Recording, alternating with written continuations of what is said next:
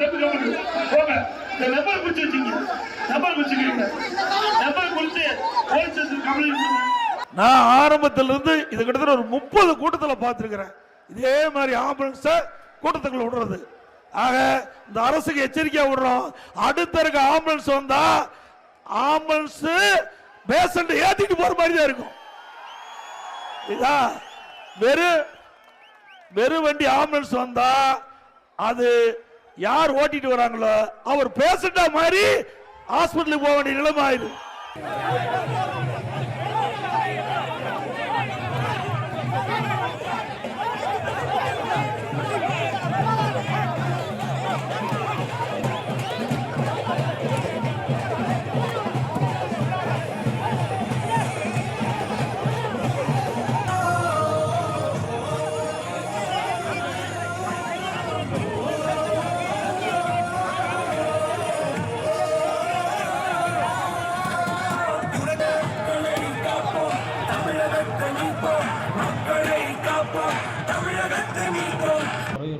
எடப்பாடி கூட்டம் போட்டிருந்தாரு. அந்த கூட்டத்துக்கு வந்தவங்க மயக்கம் போட்டு விழுந்துட்டாங்க அப்படின்னு சொல்லி எம்எஸ்கே மண்டபத்துக்கிட்ட அப்படின்னு சொல்லி கால் வந்தது, அழைப்பு வந்தது. அவரை காப்பாற்றுறதுக்காக போனாங்க. எங்களை அந்த பொதுமக்களாக பப்ளிக்காக திறந்து இருந்தவங்க எதுக்காக வந்த, யார் ஃபோன் பண்ண அவங்களுக்கு, நீ எப்படி இங்கே வரலாம், எங்கள் கூட்டத்தை இழைக்கிறதுக்காகனே நீங்கள் வந்திருக்கீங்க அப்படின்னு சொல்லிட்டு வண்டியை தாக்கி வண்டியை எல்லாம் சேதாரம் பண்ணிட்டாங்க. போன எங்களையும் என்னையே என் கூட வேலை பார்க்குற டெக்னீஷியனையும் தாக்கி தகாத வார்த்தைகளால் திட்டி அவங்க தாக்குனதுனால நெஞ்சு வலி எடுத்துட்டு கை வலி எடுத்துருச்சு. அதனால் நாங்கள் அரசு மருத்துவமனைக்கு வந்துட்டோம். அந்த ஸ்பாட்டில் போகும்போது இன்னும் அந்த பொதுக்கூட்டம் ஆரம்பிக்கலை, பொது மீட்டிங் ஆரம்பிக்கலை, ரோடு ரேலி ஆரம்பிக்கலை. ஆனால் உடனே அந்த ஆம்புலன்ஸ் டிரைவரை அந்த ஆம்புலன்ஸை தடுத்து நிறுத்தி அந்த ஆம்புலன்ஸ் டிரைவரோட ஐடி கார்டை பிடுங்கி சட்டையை பிடுங்கி தாக்குதல் நடந்திருக்கு.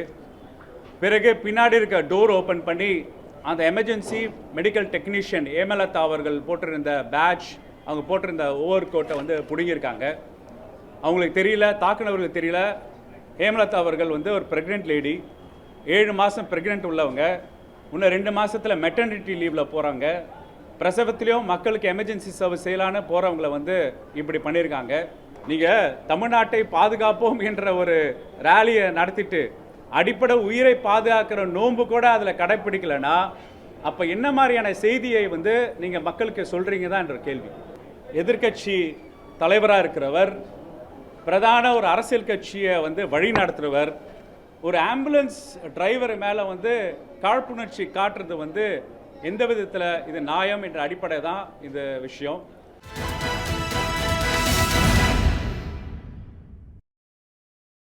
வணக்கம், இது கேள்விக்களம். ஆம்புலன்ஸ் அனுப்பி தமது பரப்புரைக்கு இடையூறு செய்யப்படுவதாக எடப்பாடி பழனிசாமி முன்பு தமது பரப்புரையின் போது ஒரு குற்றச்சாட்டை முன்வைத்திருந்தார். ஆம்புலன்ஸ் ஓட்டுநரை அதைத் தொடர்ந்து நேற்று நடைபெற்ற பரப்புரையில் அதிமுக தொண்டர்கள் தாக்கி இருக்கக்கூடிய சம்பவம் தமிழ்நாடு முழுக்க பரபரப்பாக இருக்கிறது. ஆம்புலன்ஸ் ஓட்டுநர்கள் எல்லாம் தங்களுடைய பாதுகாப்பிற்காக நீதிமன்றத்தில் மனு தாக்கல் செய்யக்கூடிய அளவுக்கு இந்த விவகாரம் விஸ்வரூபம் எடுத்திருக்கிறது. தவறான ஒரு முன்னுதாரணத்தை எதிர்க்கட்சி தலைவராக இருக்கக்கூடிய எடப்பாடி பழனிசாமி அவர்கள் ஏற்படுத்தி இருக்கிறார் என்று திமுக கண்டனம் தெரிவித்திருக்கிறது. அவசர ஊர்தி வருகை அரசியலாக்கப்படுகிறதா என்கின்ற தலைப்பில்தான் இன்றைய கேள்விக்களம் கட்டமைக்கப்பட்டிருக்கிறது. இணைந்திருக்கிற விருந்தினர்களை வரவேற்போம். அரங்கத்தில் சமூக சமத்துவத்திற்கான மருத்துவ சங்கத்தில் இருந்து இணைந்திருக்கிற டாக்டர் ரவீந்திரநாத் அவர்களை வரவேற்கிறேன். பத்திரிகையாளர் ஜென்ராம் அவர்களை வரவேற்கிறேன். சொற்பொழிவாளர் கோ ஸ்ரீனிவாசன் அவர்களையும் வரவேற்கிறேன். இன்னும் சற்று நேரத்தில் திமுகவிலிருந்து டாக்டர் சையது ஹபீசுல்லா மற்றும் தமாகவிலிருந்து KRT ரமேஷ் அவர்களும் இணைய இருக்கிறாங்க. அவர்களையும் முன்பே வரவேற்கிறேன். முதல்ல டாக்டர் ரவீந்திரநாத் அவர்களிடமிருந்து போகணும்னு நினைக்கிறேன். இப்போ முன்பு பரப்புரையின் போது ஒரு மிஸ்கன்செப்ஷனா இல்லை ஒரு அரசியல் உள்நோக்கமா எடப்பாடி பழனிசாமி அவர்கள் இந்த ஸ்டேட்மெண்ட்டை விடுறாரு. நாங்கள் செல்லக்கூடிய பரப்புரைக்கெல்லாம் ஆம்புலன்ஸை அனுப்பி இடையூறு செய்கிறாங்கன்னு. ஆனால் அந்த பரப்புரை நடப்பது பொதுமக்கள் பயன்படுத்தக்கூடிய ஒரு வழியில், பொது வழியில் அப்படிங்கிறது இது ஒரு பக்கம் இருக்குது. அந்த ஒரு ஸ்டேட்மெண்ட் இன்னைக்கு ஆம்புலன்ஸ் போனாலே அந்த கட்சியினுடைய தொண்டர்கள் காரண காரியம் அறியாமல் தாக்கக்கூடிய ஒரு நிலைக்கு கொண்டு செல்லப்பட்டிருக்கிறத நம்ம பார்க்குறோம். இந்த ஆம்புலன்ஸுக்கும் நிறைய ப்ரொசீஜர்ஸ் இருக்குது. இது வந்து இஎம்ஆர்ஐ ட்ராக்ஷன் ஐடியில் தான் வந்து இது பண்ணுறாங்க. நீங்கள் புக் பண்ண டைமில் இருந்து எல்லாத்தையுமே நம்ம ட்ராக் பண்ணி பார்க்க முடியும். இதில் அரசியல் செய்வதற்கான முகாந்திரங்கள் இல்லை என்று திரு எழிலன் அவர்கள் இன்னைக்கு ப்ரெஸ் மீட்டில் நம்ம சொன்னதை நம்ம பார்க்குறோம். இந்த சூழலை எப்படி புரிஞ்சுக்கணும்? திரு எடப்பாடி அவருடைய அந்த பேச்சும் அதுக்கிட்ட ஆம்புலன்ஸ் தாக்கியதும் கடுமையான கண்டனத்திற்குரியது. தமிழ்நாட்டில் அவசர காலத்தில் பாதிக்கப்படும் நோயாளிகளையே உயிரை காப்பதில் மிகப்பெரிய சிக்கல் உருவாக்கும். அவர் சொல்கிறாரு ஆம்புலன்ஸ் எம்டியாக போனால் அதை வந்து தாக்கணுங்கிற மாதிரி அவர் அறிக்கை விடுறாரு, அறைகூல் விடுறாரு. இது வந்து ஏற்படுவதில்லை. ஒரு நோயாளி வீட்டில் ஹார்ட் அட்டாக் வந்து இருக்காங்கனாக்க அந்த நோயாளி பிக்கப் பண்ணுற போகிறப்ப ஆம்புலன்ஸ் வந்து எம்டியாக தான் போகும். அப்போ வந்து எப்பொழுதுமே நோயாளி கூப்பிட்டு போகணும்னு அவசியம் இல்லை. ஒரு அவசர காலத்தில் ஒரு இடத்துக்கு போகிறப்ப நோயாளி பிக்கப் பண்ண போகிறப்பவே எம்டியாக தான் போகும். அப்போ அந்த மாதிரி எம்டியாக போகிறப்ப ஆம்புலன்ஸ்லாம் டிஸ்டர்ப் பண்ணுறதுக்காக வந்திருக்குன்னு சொல்லிட்டு அடித்தாக்க என்னாகும்?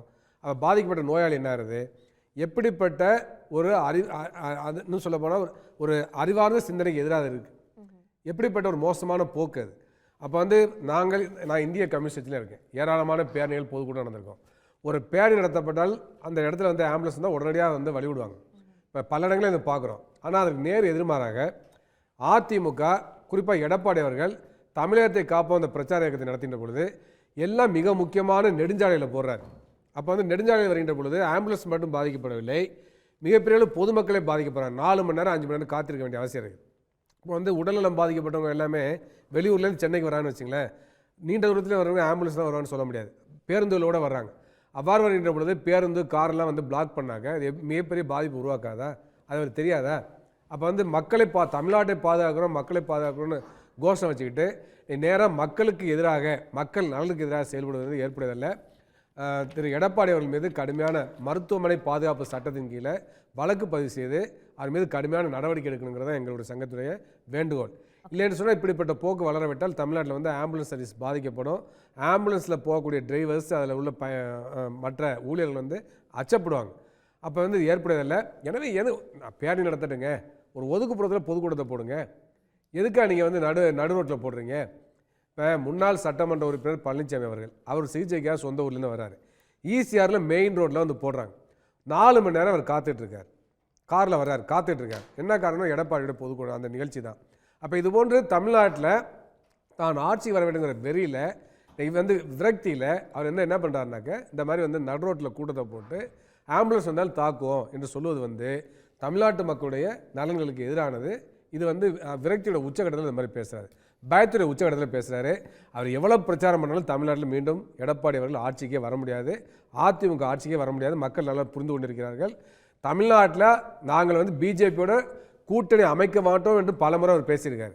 ஆனால் இன்றைக்கி வந்து சந்தர்ப்பாத கூட்டணியை உருவாக்கியிருக்காரு. அதுக்கான வந்து ஈடி தான் முக்கியமான காரணம். அவரோட உறவினர் வீட்டில் வந்து ஈடி போய் சோதனை செய்ததன் காரணமாக அது பிறகு வந்து திடீர்னு பார்த்தீங்கன்னாக்க அவங்களுடைய தொண்டருடைய விருப்பங்களுக்கு எதிராகவே ஒரு கூட்டணி அமைத்திருக்கிறார். இப்போ அந்த அதிமுகவுடைய மிகப்பெரிய அளவு கொந்தளிப்பு ஏற்பட்டிருக்கு, பல தலைவர்கள் ஏற்றுக்கொள்ளவில்லை. ஏன்னா அப்படிப்பட்ட சூழலில் ஏற்கனவே கடந்த தேர்தலை அதிமுக டெபாசிட் இழந்திருக்கிறது.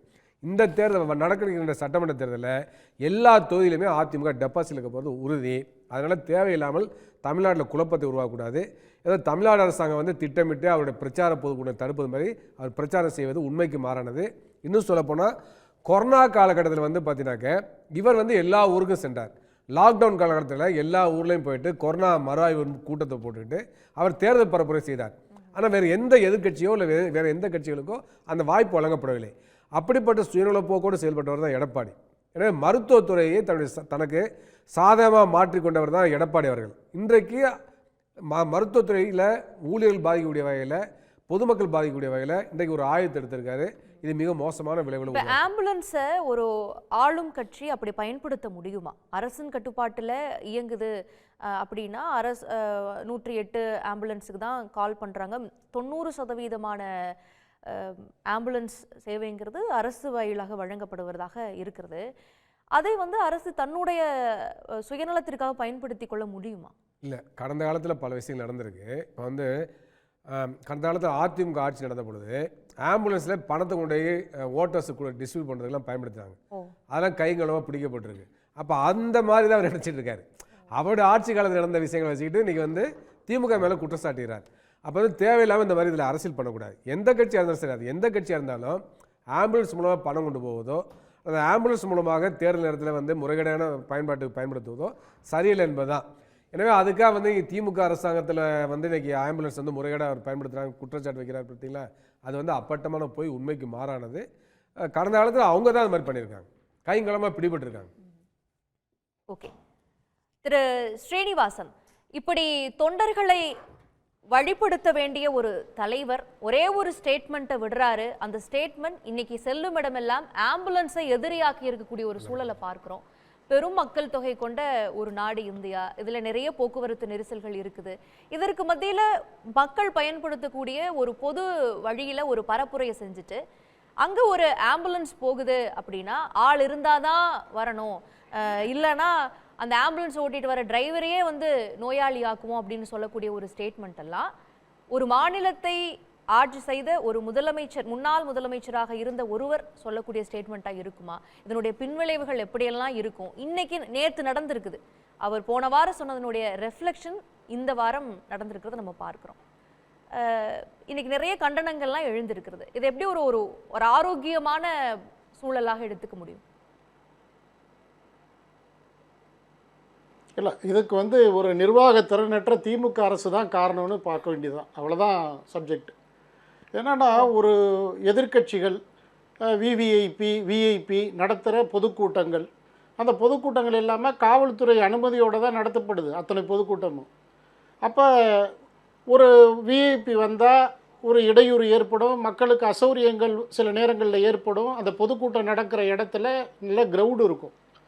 அப்போ அதை தவிர்க்கிறதுக்கு ஒரு மாற்று வழியை, ஒரு அல்டர்னேட்டிவ் சாலையை வந்து போட்டு அதற்கான பேரிகார்டெலாம் வச்சு எசென்சியல் வெஹிக்கிள், ஆம்புலன்ஸ் மட்டும் இல்லை, தீயணைப்பு வாகனமாக இருக்கட்டும் அல்லது பால் சம்மந்தப்பட்ட வாகனமாக இருக்கட்டும், இந்த வாகனமெல்லாம் மக்களுக்கு சௌரியங்கள் ஏற்படுத்தணும். அப்போ அது ஃப்ரீயாக போகணும், அதில் எந்த மாற்று கருத்தும் இல்லை. ஆனால் 30 பிரச்சாரங்கள் வந்து ஐயா எடப்பாடியார் அதிமுகவோட பொதுச் செயலாளர் மக்களை சந்தித்து மக்களை காட்போம் தமிழகத்தை மீட்போன்ற டைட்டில் கொடுத்து இதனால் வரையும் கூட்டம் போயிட்டுருக்குது. எந்த கூட்டத்திலையும் இது மாதிரி அவர் ஆவேசப்படலை. அதற்கு என்ன காரணம் அப்படின்னா, இந்த ஒழுங்கு, பொது ஒழுங்குன்றது வந்து அரசு அதிகாரிகள் கையில் தான் இருக்குது. இது வந்து மாவட்ட காவல் கண்காணிப்பாளர்லேருந்து டிஎஸ்பியிலேருந்து கலெக்டர் வரையும் தேவைப்பட்டால் நீதிபதி கூட ஒரு விவிஐபி வர்றப்ப இந்த கூட்டத்தை ஒரு ஒழுங்குபடுத்துகிற பொது ஒழுங்கு ஏற்படுத்துகிற வகைகளில் அவங்க ஆய்வு செய்யணும். அதற்கான வழிமுறைகளை செஞ்சு கொடுக்கணும். கட்சி தோழர்கள் வண்டி நிப்பாட்டுறதுக்கான வாகன வசதியெல்லாம் பண்ணி கொடுக்கணும். அப்போ அதெல்லாம் பண்ணல, முறைப்படி ஒரு திடல்ல மாநாடு போடல சார். நீங்க ரோட்ல பரப்புரை செய்யறீங்க அப்படின்னா அங்க பொதுமக்களுடைய வாகனங்கள் செல்லத்தானே செய்யும், ஆம்புலன்ஸ் போகத்தானே செய்யும். ஆம்புலன்ஸுக்கு அனுமதி சர்வதேச அளவுல டிராபிக் சிக்னல் மீறுவதற்கோ ஸ்பீடு கண்ட்ரோலோ எதுவுமே கிடையாது. அப்படி இருக்கிறப்ப அங்க ஒருத்தருக்கு உடம்பு சரியில்லை, அவசர நிலை அப்படிங்கிறப்ப ஆம்புலன்ஸ் போகும், அது நீங்க வழி விடணும். நீங்க ஒன்றும் தனியா வந்து ஒரு திடல்லையோ ஒரு மாநாட்டு அரங்கம் வச்சோ ஒரு மாநாடு நடத்தலையே, பொதுக்கூட்டம் நடத்தலையே, பரப்புரையில நடத்துறாங்க.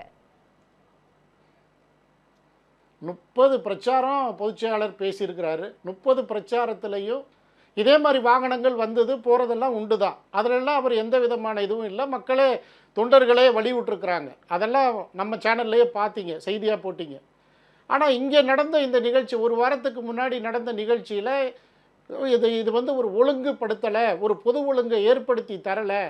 அப்போ இந்த வாகனம் ஒரு அவசர வாகனம் சும்மா எம்டியாக போகுது, ஆட்களை ஏற்றிட்டு போகிறதா சொன்னாங்க. அது நியாயம்னு நான் சொல்லலை. அப்போ எதிர்க்கட்சி தலைவருக்கு இருக்கிற உரிமை வந்து இது மாதிரி ஒரு கட்டுப்பாடு இல்லாமல் இருக்கிறீங்க, ஒரு கூட்டத்தை சிதைக்கிற நோக்கத்தில் திமுக அரசு செயல்படுறதா சந்தேகப்படுறார் ஒரு எதிர்க்கட்சி தலைவர்.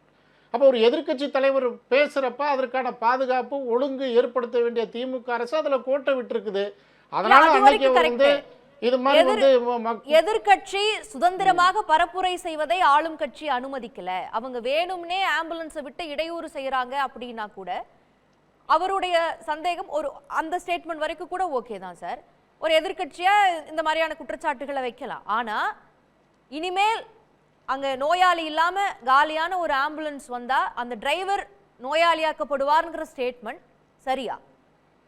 அதனுடைய ரெஃப்ளெக்ஷன் தான் நேற்று நடந்த சம்பவங்கள். அதாவது ஒரு அதுக்குள்ள ஒரு கர்ப்பிணி இருந்திருக்காங்க உதவியாளரா. அதாவது அவர் அது இல்ல அம்மா, இது வந்து நீங்க சொன்னது துறையூர் சம்பவம், இப்ப நீங்க சொல்றது துறையூர் சம்பவம்.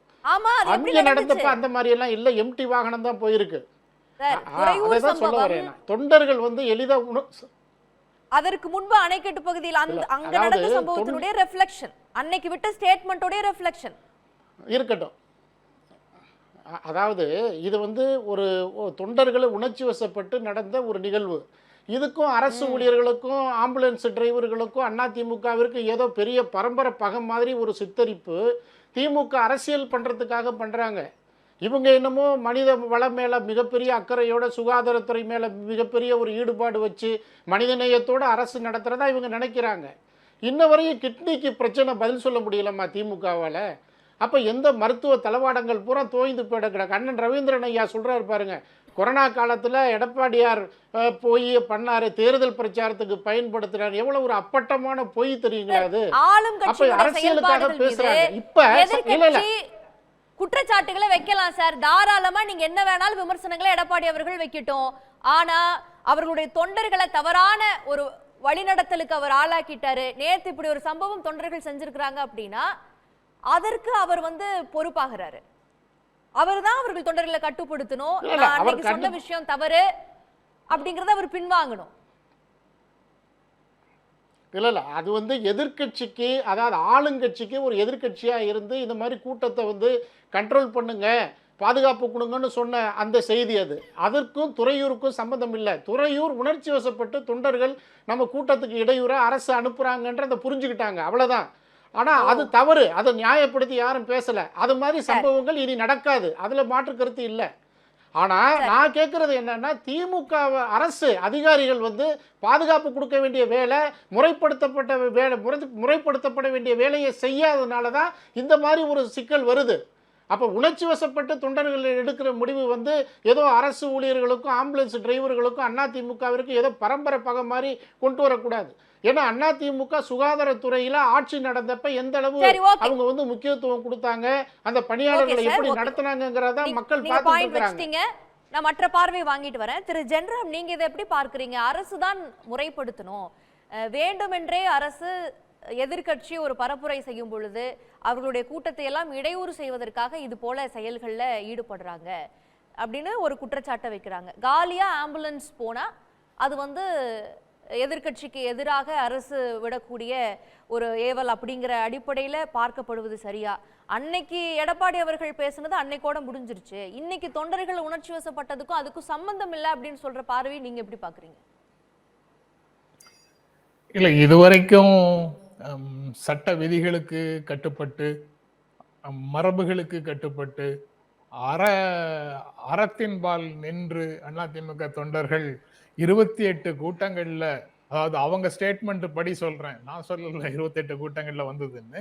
28 கூட்டங்கள்ல ஆம்புலன்ஸ் வந்தது இவங்க அறத்துக்கு கட்டுப்பட்டு, மோட்டார் வெஹிக்கிள்ஸ் ஆக்டுக்கு கட்டுப்பட்டு, ரூல் நம்பர் 108 சென்ட்ரல் போக்குவரத்து விதிகளுக்கு கட்டுப்பட்டு, இவங்க எல்லா இடங்கள்லையும் கன்வென்ஷன்ஸுக்கு கட்டுப்பட்டு இடம் கொடுத்தாங்க.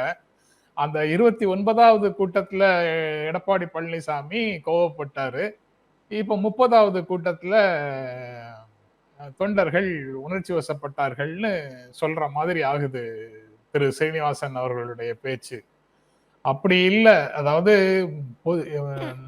டாக்டர் ரவீந்திரநாத் முதல்ல சொன்ன மாதிரி நெடுஞ்சாலைகளில் அவர்களுடைய பிரச்சார பயணம் நடக்கிறது. அங்கேயே நெடுஞ்சாலைகளை மறித்து கூட்டம் போட்டு, சாலைகளை மறித்து கூட்டம் போட்டு கூட்டம் நடக்குது. சாலைகளுக்குள்ள போக்குவரத்து மற்றவங்க போகிற போக்குவரத்து தள்ளி கூட்டத்தை பார்த்து விலகி போனாங்கன்னா இவங்களுக்கு எல்லாமே டைம் ஃப்ரேம்ல இருக்குன்னு அரசு தரப்புல இருந்து பல முறை சொல்லிட்டாங்க. இந்த பிரச்சனைகள் ஆரம்பிக்கிறதுல இருந்து சொல்லிட்டாங்க. கால் வந்த டைம் இருக்கு, அங்கேருந்து புறப்பட்ட டைம் இருக்கு, எல்லாமே ஆவணமாக பதிவாகி இருக்குது அப்படின்னு சொல்லும்போது அவங்க அது போக ஒரு கூட்டத்தின் தொடக்கத்திலேயே அவங்க தடுத்து நிறுத்தப்பட்டு அனுப்பப்படவும் இல்லை. பாதிக்கு உள்ள விட்டு அதுக்கப்புறம் எல்லாரும் ரவுண்ட் பண்ணி அடிக்கிறாங்க அல்லது நெருக்குறாங்க. அப்படின்னா இது அரசு வந்து வேலை மெனக்கெட்டு 30 கூட்டத்துக்கும் அவர் எங்கெல்லாம் பேசுறாரோ அங்கெல்லாம் ஆம்புலன்ஸ் அனுப்புதுங்கிற மாதிரி தெரியல. தங்களுடைய கூட்டங்களுக்கு இடையூறு இருப்பதாக சித்தரிக்கிறதுக்கு ஒரு சாக்கு இது அப்படின்னு தான் நான் நினைக்கிறேன். இதுல சாலைகள்ல கூட்டம் போடுவதற்கு காவல்துறை அனுமதிக்கிறது அப்படின்னு அனுமதிக்கலாமா அப்படின்னு அடுத்தாப்புல இவர்களே கேட்டா கூட கேட்கலாம். பல விதிகளை மீறி, சட்டங்களை மீறி காலங்காலமாக ஜனநாயகத்துல சில வேலைகள் நடந்துட்டு இருக்குது. அதை நாம கெடுக்க வேண்டாம்னு காவல்துறை ஒருவேளை அனுமதி கொடுத்திருக்கலாம். அப்படி ஒரு அனுமதி கொடுத்த இடத்துல இது போன்ற பிரச்சனைகள் வரும்போது அது இயல்பாக என்ன நடக்கும்னா, இந்த இந்த மாதிரி இடங்கள்ல கூட்டம் போடுவதை தடை செய்க அப்படின்னு பொதுமக்கள்ல இந்த மிடில் கிளாஸ்ல இருந்து அல்லது உயர்நிலையில இருக்கக்கூடியவர்களிடமிருந்து ஒரு குரல் வரும். தங்களுடைய அன்றாட வாழ்க்கையில சிறிதளவு கூட பாதிப்பு வந்தா இயல்பு வாழ்க்கை பாதிக்கப்பட்டதுன்னு சொல்வதற்கு ஊடகங்களும் இருக்குது. அப்படி இருக்கக்கூடிய ஒரு நிலையில அவங்க இத பத்தி பேசுவாங்களான்னு கேட்டா இப்ப பேச மாட்டாங்க. ஏன்னா அவங்க வேறு அரசியல் நிலைப்பாட்டுல இருக்காங்க. ஆளுக்கு தகுந்த மாதிரி தான் அவங்க பேசுவாங்கங்கிற ஒரு சூழல்ல அரசின் பொறுப்பாக இதை அனைத்தையும் சொல்ல வேண்டியது இருக்கு. அரசின் பொறுப்பாக இருக்கக்கூடிய ஒரு விஷயத்த பொதுமக்களாக ஒரு குடிமகனாக எனக்கு என்ன தோணுதுன்னா, முன்னாள் முதலமைச்சர் ஒரு கூட்டம் பேசுறாரு. கூட்டம் பேசுவதற்கு என்ன பேசுகிறார்? அடுத்து வரக்கூடிய தேர்தலில் அடுத்த 5 ஆண்டுகள்ல அவருக்கு ஒரு வாய்ப்பளித்தால் அவர் என்ன செய்வாருங்கிறத தெரிந்து கொள்ளும் ஆர்வத்துல எனக்கு ஏற்படக்கூடிய வேறு சில இடையூறுகளை பொருட்படுத்தாமல் அவருடைய கூட்டத்தை போய் நின்று பார்க்கிறேன். நான் அப்படி நின்று பார்க்கும்போது வேறு சிலருக்கு இடையூறாக இருக்கிறேன் என்பது உணர்ந்தே நிற்கிறேன்.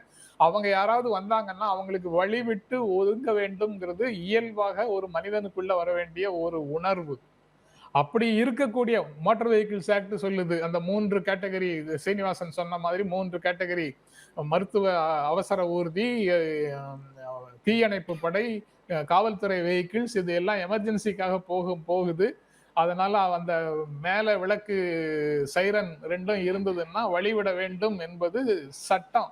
அது வழிவிடாமல் இருந்தால் போக்குவரத்து மீறல் அப்படிங்கிற ஒரு டிராபிக் வயலேஷன் கேஸ் போடலாம், நடவடிக்கை எடுக்கலாம்.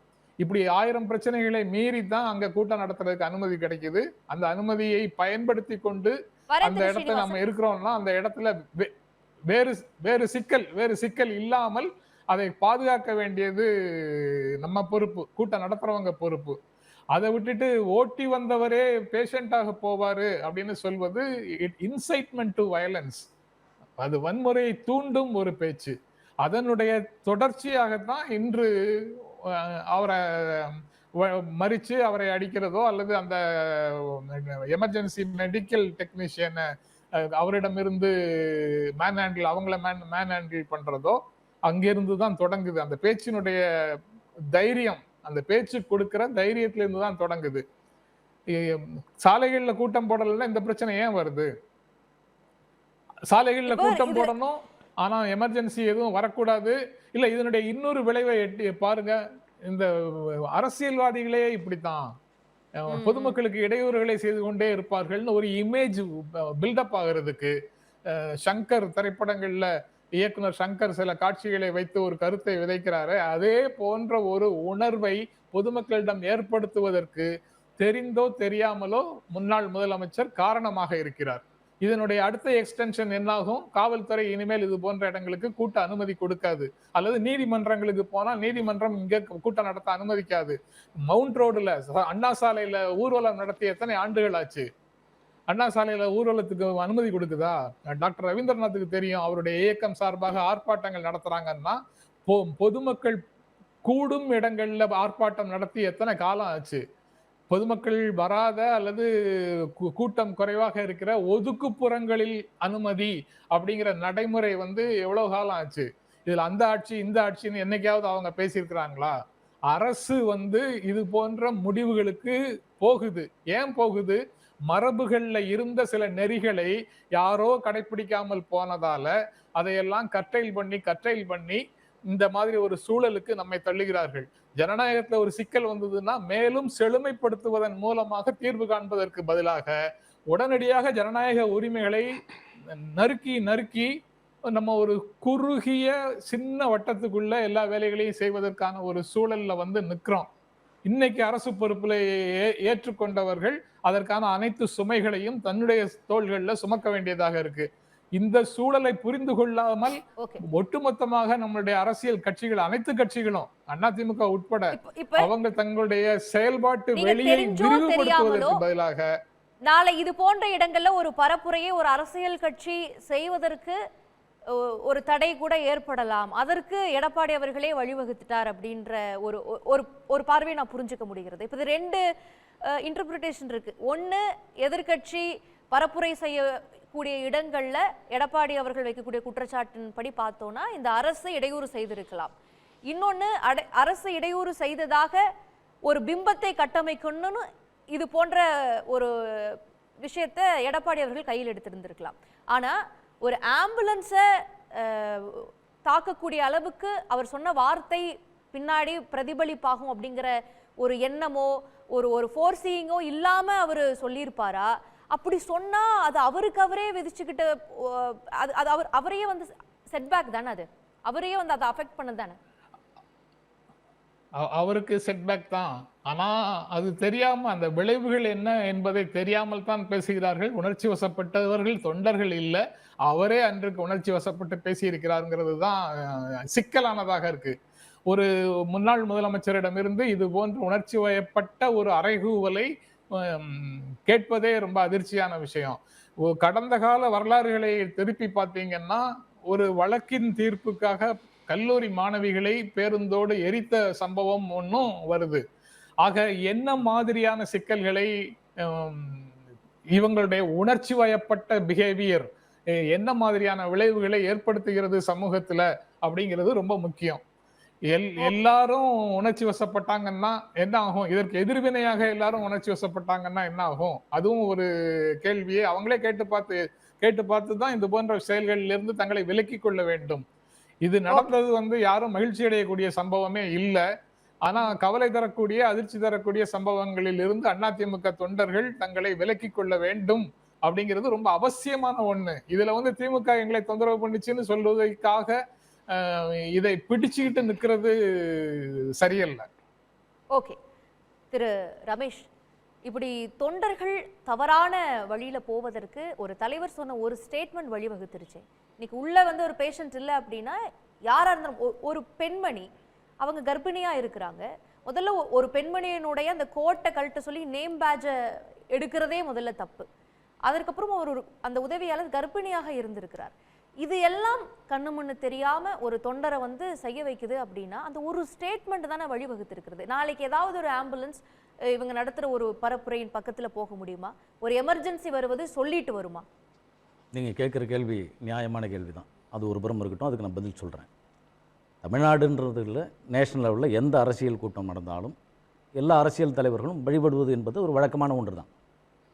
அந்த வகையில் பார்த்தீங்கன்னா கடந்த முறை இதே எடப்பாடியார் அவர்கள் பேசுகின்ற பொழுது குறிஞ்சிப்பாடி, கடலூர், திருப்பத்தூர், பார்த்தீங்கன்னா மேட்டுப்பாளையம், இப்படி பல இடங்களில் அவர் வந்து ஆம்புலன்ஸுக்கு வழி விடுங்கப்பா, ஆம்புலன்ஸுக்கு வழி விடுங்கப்பான்னு சொல்கிறார்.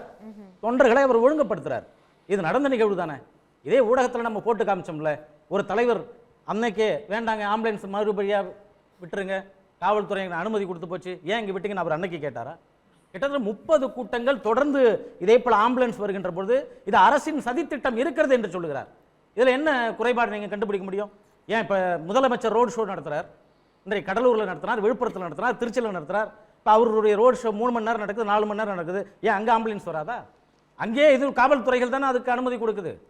அந்த காவல்துறை முதல்வர் அவர்கள் அங்கே ரோட் ஷோ நடத்துகின்ற பொழுது அதற்கு போகக்கூடாது என்று பொதுமக்களை கூட இன்றைக்கு அவர் சொன்னாங்களே, ஜென்ராம் சார் அவர்கள் சொன்னாங்க, மக்களுக்கு இடையூறு கொடுக்குறாங்கன்ட்டு. அது மட்டும் இடையூறு இல்லையா? நீங்க ஆட்சியாளர்கள் ஆளுங்கட்சியாக நீங்க முதல்வர் செல்லுகின்ற பொழுது, ரோடு ஷோ நடத்துகின்ற பொழுது அந்த ஏரியாவே 4 கிலோமீட்டர் நீங்க வந்து மடக்கி நீங்க காவல்துறையினுடைய கட்டுப்பாட்டுக்குள்ள இருக்கின்ற பொழுது, நீங்க இவரும் ஒரு எதிர்க்கட்சி தலைவர் தானே, இவரும் ஜனநாயக முறைப்படி தேர்ந்தெடுக்கப்பட்டவர் தானே, அவருக்கு தானே இந்த காவல்துறை அதிகாரம் கொடுக்கிறது. காவல்துறை அனுமதி கொடுத்த காவல்துறை. சொல்லுங்க திரு ஜென்ராம். இடையூறு கொடுக்கறாங்கன்னு சொல்லல, அந்த இடையூறு என்று அந்த வார்த்தையை நான் சொல்லல. மக்கள் உயர்நிலையில் இருக்கக்கூடியவர்களும் மக்கள் ஆளுங்கட்சி மேலே தான் சொல்றாங்க. போக்குவரத்து மக்கள் முதல்வர் எங்கெல்லாம் ரோட் ஷோ நடத்துறாங்க அங்கேயும் தான் சொல்றாங்க. அதை நீங்க ஊடகத்துல போடுங்க, நீங்க அதையும் ஊடகத்துல போடுங்க. எதிர்க்கட்சி தலைவர் போனது, ஆம்புலன்ஸ் தொடர்ந்து போனது. ஏன் சார் அவர் என்ன சாதாரணமா கோவப்படுவதற்கு காரணம் என்ன? நீங்க 30 முறை தொடர்ந்து அந்த கூட்டத்தில் அவர் பேசிக்கிட்டு இருக்கக்குள்ள விடுவீங்க. அப்ப கூட அவர் தெளிவா தான் பேசுறாரு. திருவண்ணாமலை கலசப்பாக்கத்தில் பேசக்குள்ள என்ன சொல்றாரு? பல கூட்டங்களில் நான் கவனித்து வருகிறேன். சார் ஒரு நிமிஷம் நான் பேசுறாரு. எடப்பாடியார் அவர்கள் சொல்றார், பல கூட்டங்களில் நான் கவனித்து வருகிறேன், கூட்டத்துக்கு நடுவில் வேண்டுமென்றே ஆம்புலன்ஸை அனுப்பி இடையூறு செய்யும் கேவலமான அரசியலை இந்த அரசு செய்து வருகிறது. எத்தனை ஆம்புலன்ஸ் விட்டாலும் எதுவும் செய்ய முடியாது. தில்லு திராணி இருந்தால் அரசியல் ரீதியாக எங்களை எதிர்க்கட்டும். அதுவரைக்கும் ஒரு எதிர்க்கட்சி தலைவராக, அரசியல் தலைவராக பேசுவது சரி. அதற்கப்புறம் என்ன சொன்னார் அதையும் படிங்க. சரிங்க, ஒரு சாமானியன், ஒரு மனிதன் பாதிக்கப்படுகின்ற பொழுது எல்லா அரசியல் கட்சி தலைவரும் பல காலகட்டங்களில் உணர்ச்சி வசப்பட்டு பேசியது உண்டு. அது யாருமே அதுக்கு விதிவிலக்கு கிடையாது. தலைவர் கலைஞராக இருக்கட்டும், டாக்டர் எம்ஜிஆராக இருக்கட்டும், புரட்சி தலைவி அம்மாவாக இருக்கட்டும், இன்னைக்கு இருக்கக்கூடிய முதல்வராக இருக்கட்டும், என்பது இல்லங்க, உணர்ச்சி வசங்கிற வரைக்கும் எடுத்துப்போம்.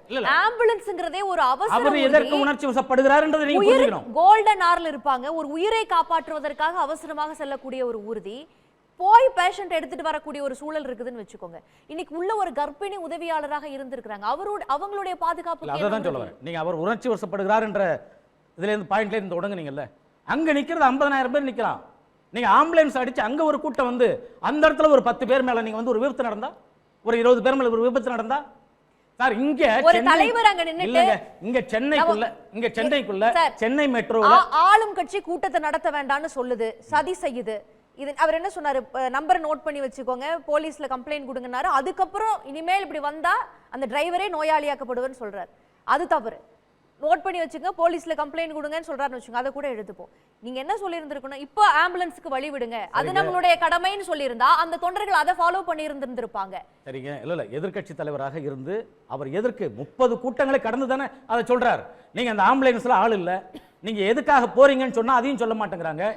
யாரை எந்த பேஷண்ட் ஏற்ற போறீங்க, மயக்கம் அடைஞ்சிருக்காங்கன்னு சொல்றாங்க. முதல்ல தகவல் கேட்கறாங்கல்ல, தகவலுக்கு நீங்க ஆம்புலன்ஸ் ஓட்டுநர் சரியான தகவல் அந்த இடத்துல தரணும். நீங்க அந்த மருத்துவத்தினுடைய அங்கே ஓட்டுநர் அதுக்கப்புறம் சொல்றாரு எங்க இருந்து கால் வந்துச்சு, எத்தனை மணிக்கு கூப்பிட்டாங்க, எப்படி புக் ஆச்சுங்கிற வரைக்கும் ஒரு டீடைல் சொல்றாரு. நான் ஒரு சாதாரண விஷயம், நான் அரசியலை கடந்து சொல்றேன். இன்னைக்கு பல ஆம்புலன்ஸ் பேஷண்டே இல்லாத அதிரிபுதியா சென்னைக்குள்ள போயிட்டு இருக்கு, தெரியுமா உங்களுக்கு? பேஷண்ட் ஏத்த போறது வேற ஒரு கணக்கு. நீங்க அந்த மாதிரி நடைமுறை இல்லாத கூட நடக்குது. நீங்க அதனால எவ்வளவு டூ வீலர் பயந்துகிட்டு வழி விட்டுட்டு இருக்காங்க. நீங்க இதை வந்து அன்அபிஷியலா நடந்துகிட்டு இருக்குங்க. நீங்க வந்து எதிர்மறை இல்ல அன்அபிஷியல் நடக்குது. நீங்க வேணா ஒரு கணிப்பு எடுங்க. நீங்க வேணா அரசாங்கம் வந்து எந்த இடத்துல இருந்து அழைப்பு வந்தது, எந்த இடத்துல இருந்து அந்த அழைப்புக்கு யார் பாதிக்கப்பட்டிருக்காங்க அதை சொல்ல சொல்லுங்க அன்னைக்கு. ஆகவே நீங்க எந்த கருத்தையும் சொல்ல கடைசியா தான் இதுல அரசியல் இடையூறு செய்ய முடியாது. இது வந்து இஎம்ஆர்ஐ தான் வந்து இயல்பா எப்படிங்க 30 கூட்டத்துக்கு வரும்? இஎம்ஆர்ஐ தான் வந்து முதலமைச்சர் இத்தனை ரோடு ஷோ நடத்தினார் முதலமைச்சர், ஏன் அங்க வரல ஆம்புலன்ஸ்? ஏன் இவருடைய கூட்டத்துக்கு மட்டும் நீங்க வருது? இன்னைக்கு சொல்றீங்களா ரோட்ல நடத்துறீங்கன்னு. இப்ப ரோட் ஷோ மட்டும் எங்க நடக்குது? நீங்க உள்ளரங்கத்துல நடக்குது, இல்ல தனி திடல்ல நடக்குது. இன்னைக்கு விஜய் மாநாட்டுல கிட்டத்தட்ட ரோட்லயே 50 பேர் மயங்கி விழுந்தாங்களே, ஏன் அன்னைக்கு போகலையா? போன மாசம் கடந்த காலகட்டத்தில் விக்கிரவாண்டியில் நடத்தினாரு, அங்க 100க்கும் மேற்பட்டவர் மயங்கி விழுந்தாங்க, அங்க போக வேண்டியது ஆம்புலன்ஸ். விஜய் மாநாட்டுக்கு போக வேண்டியது ஆம்புலன்ஸ். நீங்க 1 மணி நேரமோ 2 மணி நேரமோ ஒரு தெருமுனையில் 2 சட்டமன்ற தொகுதிகளுக்கு உட்பட்ட மக்களை பாக்குறாங்க. 1 மணி நேரத்துக்குள்ள ஆம்புலன்ஸ் வருமா? திமுக தான் பதில் சொல்லணும். நான் என்ன சொல்றேன், காவல்துறை அனுமதி கொடுக்குது. ஒரு ஊர், அந்த ஊருக்கு பல வழி இருக்கும், பல தெருவுகள் இருக்கும். நீங்க காவல்துறை என்ன செய்யணும், அதை வந்து கரெக்டா செக்ரிகேட் பண்ணிட்டு அவங்க வந்து எந்த ரூட்டா போய் அவங்களை பிக்கப் பண்ணணும்னு சொல்லணும். காவல்துறை அனுமதி கொடுத்து விட்டு காவல்துறை அனுமதியோடு உள்ள வந்தா அங்க ஒரு 100 விபத்துகள் 100 பேர் மேல ஏத்தி விட்டாங்கன்னா என்ன நடக்கும்? மக்கள் என்ன செய்வாங்க?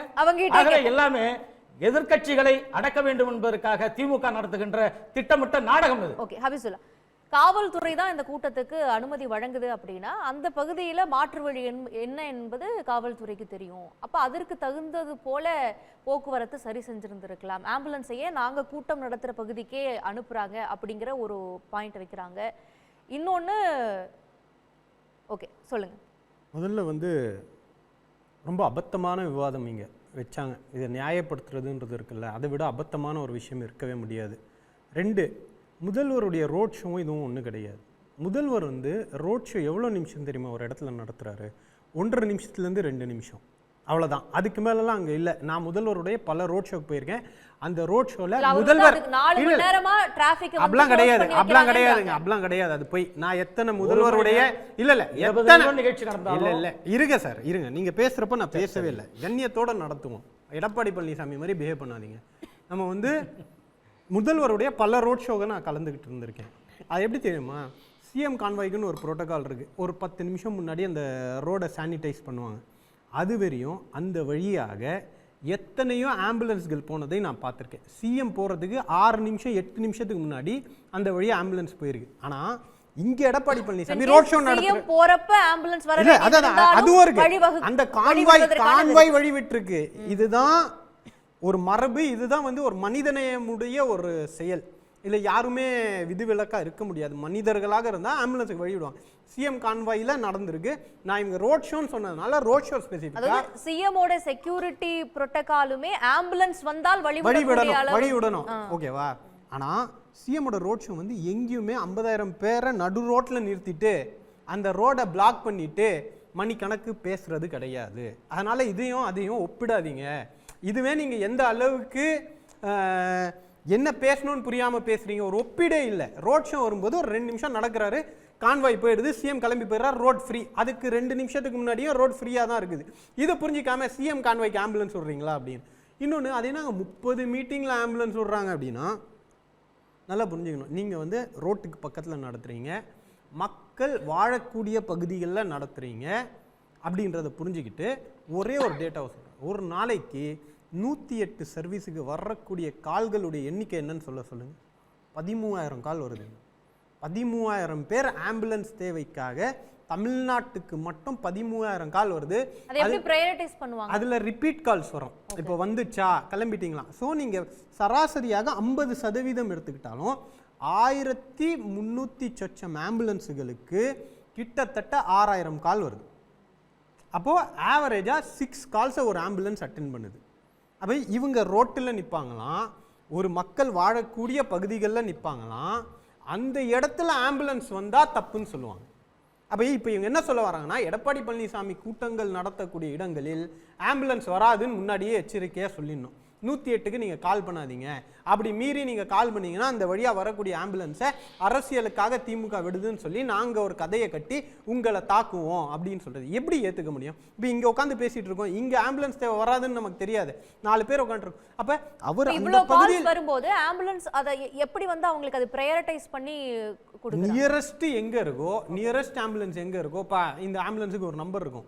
இங்கே வந்து நீ ஆர் க்ளோசஸ்ட் டு எம்ஆர்சி நகர்னா நீ அங்கே போப்பான்னு சொல்லிடுவாங்க.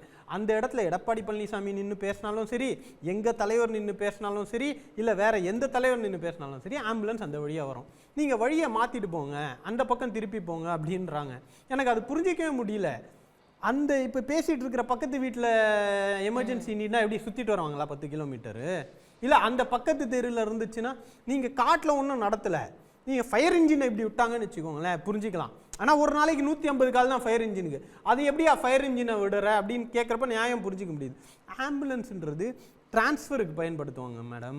ஒரு ஹாஸ்பிட்டலில் ஒரு ஆரம்ப சுகாதார நிலையத்துலேருந்து இதுக்கு டிரான்ஸ்ஃபர் பண்ணுவாங்க. இன்னொன்று காலியாக போகுது அப்படின்னா இது என்ன ஷேர் ஆட்டோவா கும்பலாக ஏற்றிக்கிட்டு போகிறதுக்கு?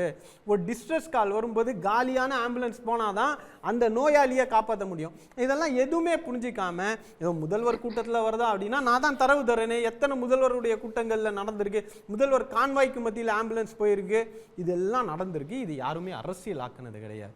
இன்னைக்கு தன்னை ஒரு பெரிய தலைவராக நினச்சிக்கிட்டு, ஜெயலலிதா அம்மா மாதிரி நினச்சிக்கிட்டு, எனக்கு பின்னாடி இவ்வளோ பெரிய கூட்டம் இருக்கு, என் கூட்டத்தை சதி செய்கிறாங்கன்னு அவர் நம்புகிறாரு, அவரை நம்ப வைக்கிறாங்க. அதனால என் கூட்டத்தை திசை திருப்பதற்காக களத்தில் அது கிடையாது. அதிமுக தொண்டர்களை அவர் தவறாக வழி நடத்திக்கிட்டு இருக்காருன்றதுக்கு இதுவே ஒரு உதாரணம். எந்த இடத்துலையும் தொண்டர்கள் வந்து மெச்சோர்டா மெக்னானிமஸா அரசியல் தெளிவோடு இருக்க மாட்டாங்க பெரும்பாலான இடங்களில். இந்த மாதிரி வரும்போது அவர்களுக்கு ஆக்ரோஷம் இருக்கும். ஒரு தலைவருடைய பொறுப்பு தான் யாரை எப்படி வழி நடத்தணும் அப்படின்றது. போன பரப்புரையின் போதும் காலியா ஆம்புலன்ஸ் வருதுன்னு அவர் பரப்புரையில பேசுறாரு. நீங்க போன ஆம்புலன்ஸ் வீடியோ தெளிவா பாத்தீங்கன்னா அங்க இருக்கக்கூடிய தொண்டர்கள் வழி விடுறாங்க ஆரம்பத்துல. ஏன்னா அந்த மனநிலையில தான் இருக்காங்க. அது இயல்பான மனநிலை. அது தனி இயல்பாக ஒரு ஆம்புலன்ஸ் வந்தா வழி விடணுன்றது பொது புத்தி, அதை அவங்க விடுறாங்க. ஆனா அங்க போய் இவர் இன்ஸ்டிகேட் பண்றாரு.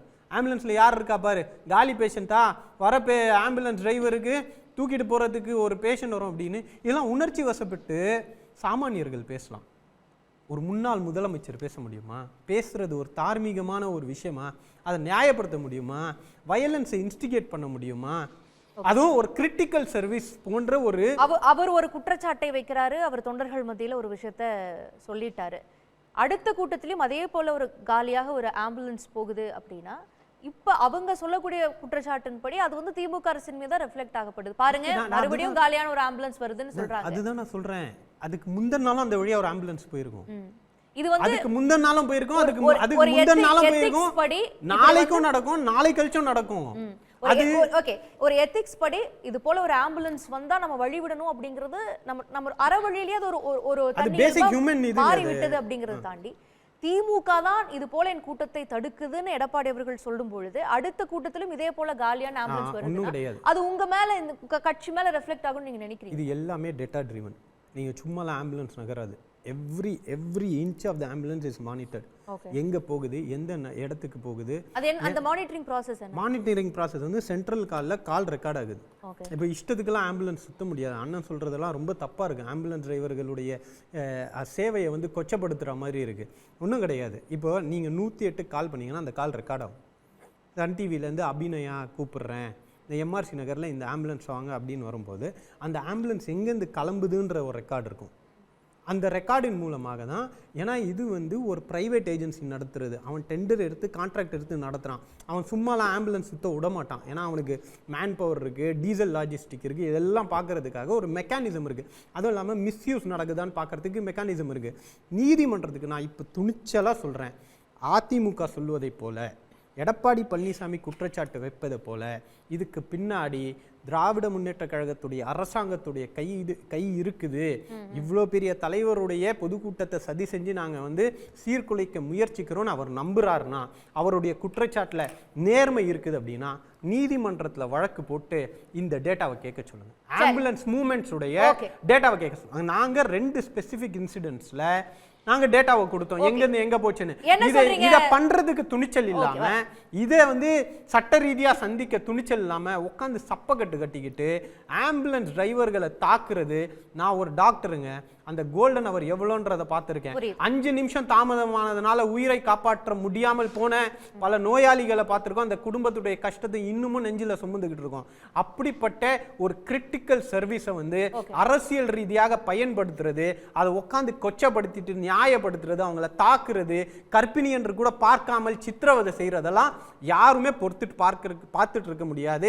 அதிமுகவுக்கு அவியல் செய்ய வேண்டாம், அரசியல் செய்ய வேணும்னா தமிழ்நாட்டில் எவ்வளவோ பிரச்சனை இருக்கு, அதை வச்சு செய்ய சொல்லுங்க. மெடிக்கல் ஸ்டாஃப்ஸையும் பாராமெடிக்கல் ஸ்டாஃப்ஸையும் இழுத்துட்டு வந்து அரசியல் செய்யறதை தமிழ்நாட்டு மக்கள் விரட்ட அடிப்பார்கள். ஓகே, திரு ஸ்ரீனிவாசன், அப்படி வந்து அரசின் மீது சந்தேகம் இருந்துச்சுன்னா இந்த ப்ராசஸ்ல திமுக இன்ட்ரூட் பண்ணுதுன்னு சந்தேகம் இருந்தா எடப்பாடி அவர்கள் நீதிமன்றத்தை அணுகி வழக்கே தொடரலாம், அதை பத்தி எங்களுக்கு பிரச்சனையே இல்லை, எங்க பக்கம் சுத்தமா இருக்குதுன்னு சொல்றாங்க. இல்லை, திமுகவை ஒரு சர்வாதிகார போக்கோட இருக்கிற இந்த திமுகவை இன்னைக்கு நிறைய ஜனநாயக சக்திகள் மிச்சோடு நீதிமன்றத்தில் போய் உத்தரவு வாங்கிட்டு தான் பொதுக்கூட்டமே நடத்துகிறாங்க. இதற்கு முன்னாடி பேசிய ஐயா ஜெட்ராம் ஐயா சொன்னாங்க, அதை குறிப்பிட்ட ஒரு மாவட்ட தலைநகரில் எந்தெந்த இடங்கள்ல கூட்டம் நடத்தலாம்னு ரொம்ப நேரம் காலமெல்லாம் வச்சு அரசியல் ஒரே ஸ்பெசிபிக் क्वेश्चन ஒரே நிமிஷம் ஒரே ஒரு தொடங்கி இருக்கு பேசிட்டு இல்ல அந்த கேள்விக்கு அவர் பதில் சொல்லல. நேரடியா நான் வெச்சது நாங்க தான் அதை பண்றோம்னு அவர் நம்பினார்னா எடப்பாடி பழனிசாமி அவர்கள் போல நேரம் பரவாயில்ல, அண்ணன் ஸ்ரீனிவாசன் அவர்கள் நீதிமன்றத்துக்கு போக தயாரான்னு கேளுங்க. சரி ஸ்ரீனிவாசன். அண்ணே ஒன்று இப்போ 108 உடைய நடவடிக்கைகள் அது எப்படி ரெக்கார்ட் ஆகும், அது எந்த அளவு உயிர்காக்கும் விஷயங்களில் ஈடுபடுது, அந்த ஊழியர்கள் எப்படி உழைக்கிறாங்க, எல்லாம் அதிமுகவுக்கு தெரியும்னு. அதாவது ஒரு தொடர்ந்து ஒரு எதிர்க்கட்சியினுடைய தலைவர், ஒரு பிரதான எதிர்க்கட்சி, முன்னாள் முதலமைச்சர், அவர் பேசுகிற ஒரு பொதுக்கூட்டம், அந்த பிரச்சாரம் ஒரு 40 நிமிஷம் நடக்குதுன்னு வச்சுக்கோங்க. அந்த 40 நிமிஷ கூட்டத்துக்கு கூட பாதுகாப்பு கொடுக்கலைன்னா அந்த மக்கள் வந்து சார் மக்கள் வாழ்ற பகுதிகளில் போய் ஒரு எதிர்க்கட்சி தலைவர் மக்களுடைய பிரச்சனைகளை கேட்கிறாங்க. அப்ப கேட்க போறப்ப மக்கள் வந்து அதே மக்கள்ல ஒருத்தர் வாழணுங்கிறதுக்காக தான் சார் போகுது. கூட்டம் நடத்துறதுக்கு பின்னாடி சைடுல ஒருத்தங்க மயங்கி விழுந்துட்டாங்கன்னு வெச்சுக்கோங்க. நீங்க மாற்று வழிகள்ல காவல்துறை வழிகளை சீர் செஞ்சிருக்கணும், போக்குவரத்து மாற்றணும்னு சொல்ல தொடர்வாங்களான்னு கேளுங்க. ஆமா ஆமா ஆமா, அதாவது மாற்று வழிதாம்மா, மாற்று வழியை ஏற்படுத்தி இருக்கணும், அதுதான் அரசாங்கத்துடைய வேலை, அதுக்கு தானே அனுமதியை வாங்குறாங்க. நான் ஒன்று சொல்கிறேன், இப்போ சமீபத்தில் நடந்த விஜய் மாநாட்டில் ஆம்புலன்ஸில் என்ன கொண்டு வந்தாங்கன்னு தெரியுமா உங்களுக்கு? அது தனியார் ஆம்புலன்ஸ் தான். என்ன கொண்டு வந்தாங்க மாநாட்டுக்குன்னு தெரியுமா ஐயாவுக்கு? சாப்பாடு கொண்டு வந்தாங்க. சாப்பாடு ஏங்க, சாப்பாடு ஆம்புலன்ஸில் சாப்பாடு வருது. அப்போ ஒரு இது 108 ambulance ல தொந்தரவு வந்துச்சா? பண்ற மாதிரி 108 ஆம்புலன்ஸ்ல வந்துச்சா? இல்ல இல்ல இல்ல 108 இல்ல நான் அதை சொல்லல. ஆதாரம் நான் 108 வச்சிருக்கீங்களா? ஆம்புலன்ஸ்ல சொல்லல. அவங்க தனியார் வாகனம் தான் நானும் சொல்றேன். இல்ல ஆமா நம்ம செய்தி சேனல்ல பாருங்கம்மா, சார், நீங்க என்ன சாப்பாடு வந்து சொல்றீங்க? எதுல வந்ததுன்னு 108 நம்ம செய்தி ஆம்புலன்ஸ் சேனல்ல ரிவைண்ட் பண்ணி அரசாங்கம் பாருங்க. இயக்குது.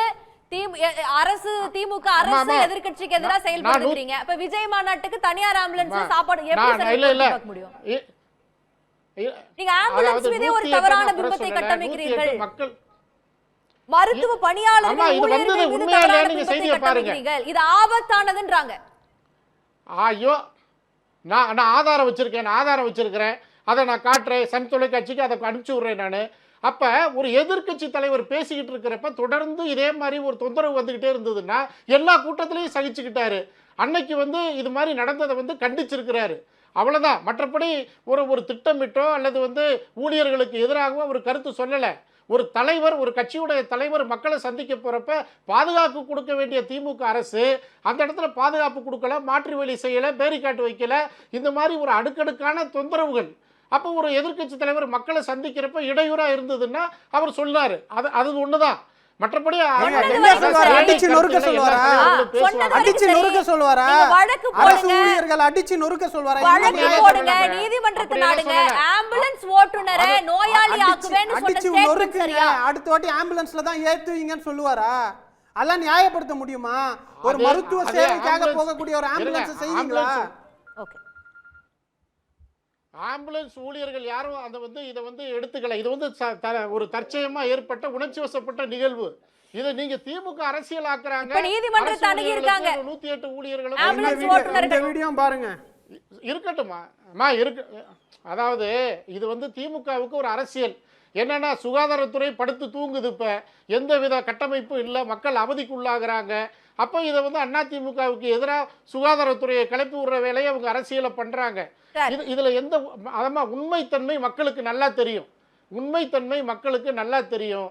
இது திட்டமிட்ட திமுக நாடகம் தான். இது ஒரு எதிர்க்கட்சி தலைவர் நடத்த போற கூட்டத்துக்கு பாதுகாப்பு கொடுக்க முடியாத ஒரு அரசாங்கம். அப்போ அவர் பேசுறதை வச்சு அரசியல் பண்ண பார்க்குறாங்க. இதில் வேற எந்த அரசியல் உள்நோக்கம் இருக்குதே தவிர இதில் வந்து அதிமுகவிற்கும் ஆம்புலன்ஸ் டிரைவருக்கும் பயனாளிகளுக்கும் எங்கே பிரச்சனை வந்துச்சு? அவங்க யாரையும் அதாவது யாரையும் தாக்க சொல்லலை. அந்த மாதிரி சூழ்நிலையும் அதிமுக செய்யாது. ஒரு நாளும் அதிமுக மக்களுக்கு எதிரான விஷயங்களை கையில் எடுக்காது. இது அதிமுகவிற்கும் அரசு ஊழியர்களுக்கும் எப்படி எங்கே இருந்து பிரச்சனை வருது? திமுக கிளப்பி விடுற திட்டமிட்ட நாடகம். நீங்கள் பாதுகாப்பு ஒழுங்காக கொடுத்துருந்தீங்கன்னா ஏன் இந்த பிரச்சனை வருது? அப்போ ஒரு மாற்று வழியை கூட உங்களால் செய்ய முடியல. சட்டம் ஒழுங்கு அந்த அளவு இருக்குது. அப்போ காவல்துறையை கையில் வச்சிருக்கிற திமுக அரசாங்கம் தோத்து போச்சு. அதுதான் காரணம். இது அதிமுகவிற்கு வந்து அரசு ஊழியர்களுக்கு இங்கே எங்கே இருந்து பிரச்சனை வருது? இது திட்டமிடப்பட்ட நாடகமா? Okay sir, okay sir, I got your point. Thank you. திரு ரவீந்திரநாத், உங்களுடைய இறுதி பார்வை. அதாவது நீதிமன்றத்தை கூட நாட வேண்டியது, அது ஒரு வழிமுறை தான். ரைட் டு இன்ஃபர்மேஷன் ஆக்டில் போடுங்க. இந்த ஊரில் இந்த ஆம்புலன்ஸ் எங்கெங்கே போச்சு, எந்த பேஷண்ட்டை பிக்கப் பண்ணாங்க, எந்த மருத்துவமனையில் போய் அனுமதிச்சாங்க அப்படின்னு கேட்டாலே விஷயம் முடிஞ்சு போச்சுங்க. ஏராளமான வழிமுறைகள் ஜனநாயக ரீதியாக செய்யறதுக்கு வாய்ப்பு இருக்கின்ற பொழுது ஒரு முன்னாள் முதலமைச்சர் வந்து வன்முறையை தூண்டுகிற வகையில் மருத்துவத்துறை பணியாளர் மீது தாக்குதல் நடத்தக்கூடிய வகையில் பேசினது பொறுப்பற்ற செயல். இது கடுமையான கண்டனத்திற்குரியது. இது விரக்தியோட உச்சக்கட்டம். அதுக்கடுத்து இன்னொன்று, நடு ரோட்டில் ஏன் தெரியுமா அவங்க பிரச்சாரம் பண்ணுறாங்க? அதிமுக வந்து வலுவிழந்து விட்டது, மக்களை திரட்டுகின்ற சக்தி அவங்கள்ட்ட இல்லை. அப்போ என்னன்னாக்க நடு ரோட்டில் போட்டு மெயின் ரோட்டில் போட்டு ரோடை பிளாக் பண்ணுறதுனால இரண்டு பக்கம் பார்த்தீங்கன்னா பிளாக் ஆன ரோட்டில் பொதுமக்கள் நிற்கிறாங்க, ஏராளமான வாகனம் நிற்கிறாங்க. அவரெல்லாம் பார்த்தீங்கன்னா அதிமுக கூட்டத்துக்கு வந்த மாதிரி அவங்க பிரமையை உருவாக்குறாங்க, மீடியாக்களை காண்பிக்கிறாங்க. அப்போ என்னன்னாக்க இதில் சூழ்ச்சி என்னன்னாக்க ஒரு ஒதுக்குப்புறமாக இதர வாகனங்களுக்கும் ஆம்புலன்ஸும் வழி விட்டுட்டு நம்ம நிகழ்ச்சி நடத்துகிற ஒரு அக்கறை கிடையாது, ஒரு பொதுவான நலன் கிடையாது. அதுக்கு மாறாக நடு ரோட்டில் நிறுத்திட்டு இந்த மாதிரி பிரச்சாரம் பண்ணுறாங்க. அது மாதிரி பிரச்சாரம் பண்ணுறப்ப நான் ஏற்கனவே சொன்ன மாதிரி ஏராளமான பொதுமக்கள் வந்து காத்துருக்க வேண்டிய அவசியம் இருக்குது. அதனால் மிகப்பெரிய பிரச்சனை உருவாகிருக்கிறது. இப்போ போக இந்த மாதிரி நடத்தினாங்கனாக்க மக்கள் மத்தியில் மிகப்பெரிய கொந்தளிப்பு வரும். அப்போ அதிமுக மீது பொதுமக்கள் வந்து தாக்கக்கூடிய நிலையை வந்து அவங்களே உருவாக்குறாங்க தான் பார்க்க வேண்டிய அவசியம். பிரச்சனைக்கு அரசு தான் அனுமதி கொடுத்தது, அவங்க மாற்று வழி ஏற்படுத்தியிருக்கணும் அரசு குற்றம் சாட்டுறாங்க. அரசு அனுமதி கொடுத்த இடத்துல நடத்துறீங்களா? அரசு அனுமதி கொடுத்த நேரத்தோட நீங்க முடிக்கிறீங்களாங்கிறதான் கேள்வி. அங்கேயும் பிரச்சனை இருக்கு. அரசு ஒரு இடத்துல அனுமதி கொடுக்கலனா அது அரசியல்னு சொல்லி அது அரசியல் பண்றதோட மட்டும் இல்ல, அவர் நெடுஞ்சாலையில பயணம் போறாரு, பஸ்ல போறப்ப அங்கங்க பேசுறாங்களா இல்லையா? அப்போ அதே போல வந்து நீங்கள் குறிப்பிட்ட நேரத்துக்கு போகாமல் நீங்கள் வந்து காலந்தாழ்த்து போவது, அப்போ வந்து எல்லாரையும் காத்திருக்க வைப்பது, ரோடை பிளாக் பண்ண திட்டமிட்டு செயல் இல்லையா? அது அதை கூட்டத்தை கூட்டுகின்ற செயல் அது. கூட்டத்தை கூட்டுவதற்கு அது மாதிரி பண்ணுறாங்க. அப்போ அந்த கூட்டத்துக்கு இடையில ஆம்புலன்ஸ் போகிறப்ப அவங்க ஏதோ திட்டமிட்டு நம்முடைய கூட்டத்தை சீர்குலைப்பதாக செய்கிறாங்கிற மாதிரி பொய்யான குற்றச்சாட்டை வைக்கிறாங்க. ஓகே, திரு ரமேஷ், தன்னுடைய கட்சியில தொண்டர்கள் மத்தியில தன்னுடைய செல்வாக்கு குறையும் போதோ அதை அதிகப்படுத்திக்கிறதுக்காக, கூட்டத்தை பெரிதாக காட்டிக்கொள்வதற்காக இது மாதிரி லேட்டா போறாரு, இல்லைன்னா காக்க வைக்கிறாரு, மக்கள் வேறு விஷயங்களுக்காக அதிகமாக கூடக்கூடிய இடத்துல இருக்கிறாங்க அப்படின்றது. இன்னொன்று இப்போ தொண்டர்கள் எல்லாம் ஒரு யுனைட் பண்ணிட்டார்ல, அது செஞ்ச விதம் தவறு, எதிர்மறையான விளைவுகளை ஏற்படுத்தியிருக்குது அப்படின்னாலும், ஐயோ நம்ம கூட்டத்தை தடுக்கிற வேலையை ஆளுங்கட்சி செய்யுதுன்னு தவறான முன்னுதாரணத்தை இது பண்ணிட்டு தொண்டர்கள் ஒன்றிணைறாங்கல்ல, அதுல தனக்கு ஸ்கோர் பண்ணிக்கணும்னு அவர் நினைச்சிருக்காரோ? எனக்கு ஒன்றும் புரியல. இது தேர்தல் பரப்புரை நேரம். எல்லா அரசியல் கட்சியும் தேர்தலுக்கு களத்திலே மக்களை சந்திக்கிற நேரம். ரோட்ல சந்திக்காத வீட்டிலேயே போய் சந்திப்பாங்க. இப்ப இதே முதல்வர் ஏற்கனவே எதிர்க்கட்சி தலைவராக இருக்கும்போது ஒவ்வொரு ஊரா இதே மாதிரி தானே போய் பேசினாரு. இதே செந்தில் பாலாஜி ஏற்கனவே அவர் குறை சொல்லி ஒரு இடத்துல பேசினார், கரூர்ல கூட்டத்தில் தானே பேசினாரு. நீங்க எல்லா அரசியல் கட்சிகளும் செய்யறதா தேர்தல் பரப்புரை நேரம் உள்ளது. நீங்க அரசியல் கட்சிகள் அரசியல் கட்சிக்கான பணிகளை செய்யறாங்க. அது காவல்துறை தான் சரியான முறையில் அனுமதி கொடுத்து அவர்களை காப்பாற்ற வேண்டியது, மக்களை வழிநடத்த வேண்டியது காவல்துறையுடைய பணி. காவல்துறை யார்கிட்ட இருக்கு? அரசாங்கத்துக்கிட்ட இருக்கு. நீங்க அன்றைக்கு எதிர்க்கட்சி தலைவராக இருந்த அந்த முதல்வர் அவர்கள் அன்றைக்கு பரப்புரை செல்லுகின்ற பொழுது ஒரு சில இடத்துல இதே மாதிரி கோளாறு வருகின்ற பொழுது அன்றைக்கு அவர் காவல்துறை குறை சாடவில்லையா? நீங்க எடப்பாடியினுடைய கைக்கூலியாக காவல்துறை செயல்படுகிறது என்று சொல்லலையா? ஆகவே அன்றைக்கு ஒரு பேச்சு, இன்றைக்கு ஒரு பேச்சா?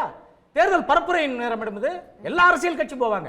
இன்னைக்கு அன்புமணி அவர்கள் ரோட் ஷோ போயிட்டு இருக்காரு, இன்னைக்கு திருமதி பிரேமலதா அவர்கள் ரோட் ஷோ போறாங்க, இன்னைக்கு இப்ப எடப்பாடியார் போறாரு, இப்ப அடுத்து முதல்வர் போக போறாரு, அதுக்கப்புறம் துணை முதல்வர் போவாரு. இன்னும் 8 மாத காலம் தான் தேர்தல் இருக்கு. நீங்க இந்த காலகட்டத்தில் மக்களை சந்திக்காம வேற எந்த காலகட்டத்தில் அங்க மக்கள் மத்தியில் தங்களை எப்படி கண்டக்ட் செய்து கொள்கிறார்கள்ங்கிறதும் மக்கள் பார்ப்பாங்க.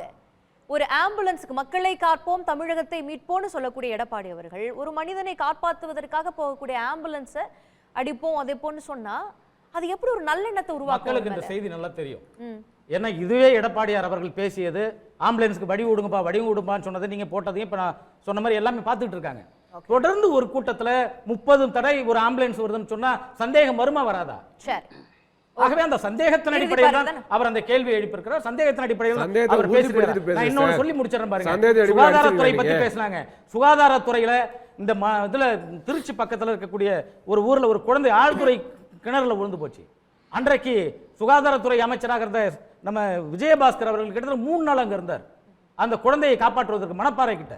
ஆனா அதுவே உங்களுடைய அமைச்சர் அன்பில் பொய்யாமொழி அவர்கள் இன்றைக்கு ஊர்வலம் இது போயிட்டு இருக்காரு.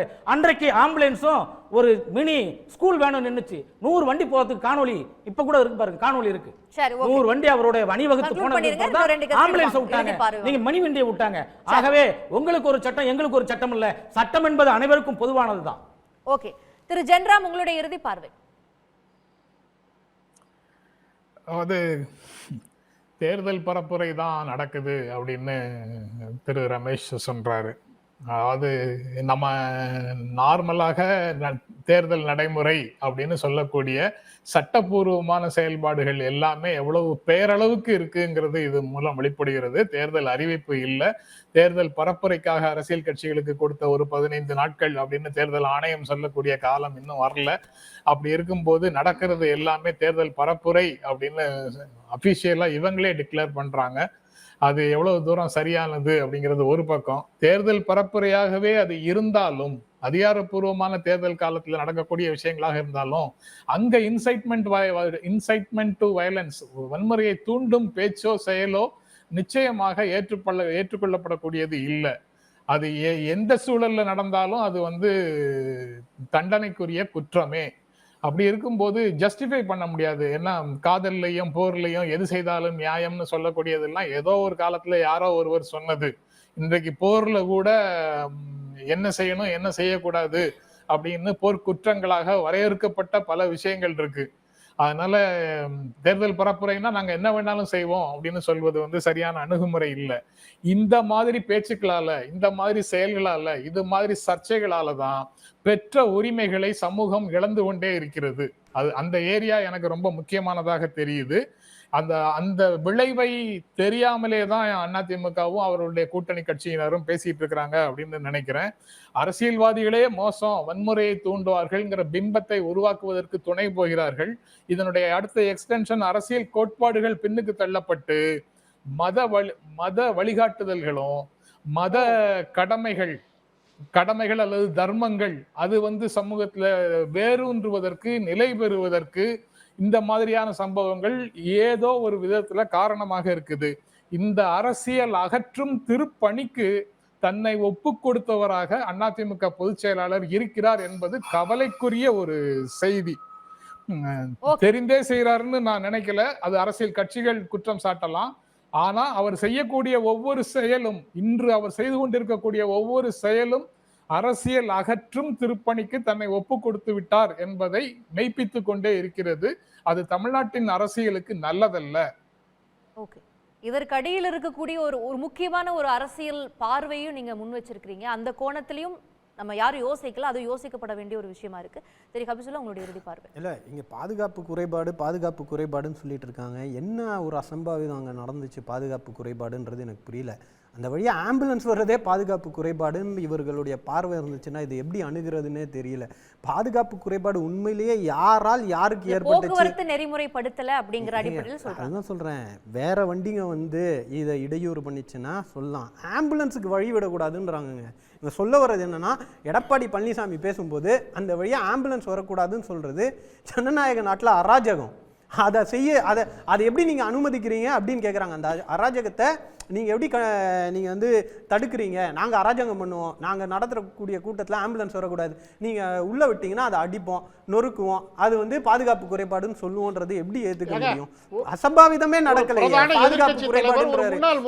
அங்கே நடந்தது என்னன்னா உயிரை பாதுகாக்க போன ஆம்புலன்ஸும் அந்த ஆம்புலன்ஸ் ஊழியர்களை தாக்கி இருக்கிறது தான் அசம்பாவிதம். அதை பண்ணது யாரு, அதை தடுத்தது யாருன்றது மக்களுடைய பார்வைக்கு விட்டுறேன். மற்றபடி எந்த சப்பக்கட்டையும் தமிழ்நாடு மக்கள் ஏத்துக்க மாட்டாங்க. அதனால இது பாதுகாப்பு குறைபாடுலாம் ஒன்றும் கிடையாது. யாரோ ஒரு 4 பேர் ஸ்டேஜ் இதை அந்த மாதிரிலாம் எதுவுமே நடக்கல. அண்ணனும் சொல்றாரு பாதுகாப்பு குறைபாடு, அவரும் சொல்றாரு பாதுகாப்பு குறைபாடு. என்னங்க இது அநியாயம்? ஒரு உயிர் பாதுகாக்கக்கூடிய ஒரு ஆம்புலன்ஸ் போறத பாதுகாப்பு குறைபாடுன்னு சொல்லக்கூடிய பார்வையை மக்களிடத்திலே விட்டு விடுகிறேன். நன்றி. இதற்காக மக்கள் நல்வாழ்வுத்துறையும் சில அறிவிப்புகளை வெளியிட்டிருக்கிறாங்க. ஓட்டுநர்கள், ஆம்புலன்ஸ் ஓட்டுநர்கள் நீதிமன்றத்தையும் நாடி இருக்கிறத நம்ம பார்க்கிறோம். பொறுத்திருந்து பார்ப்போம் என்ன மாதிரியான நடைமுறைகள் எடுக்கப்படுகிறது என்பதை. பங்கு கொண்ட விருந்தினர்களுக்கும் பார்த்த நேயர்களுக்கும் நன்றி. உடனுக்குடன் செய்திகளை தெரிந்து கொள்ள சன் நியூஸ் பெல் ஐகானை கிளிக் பண்ணுங்க.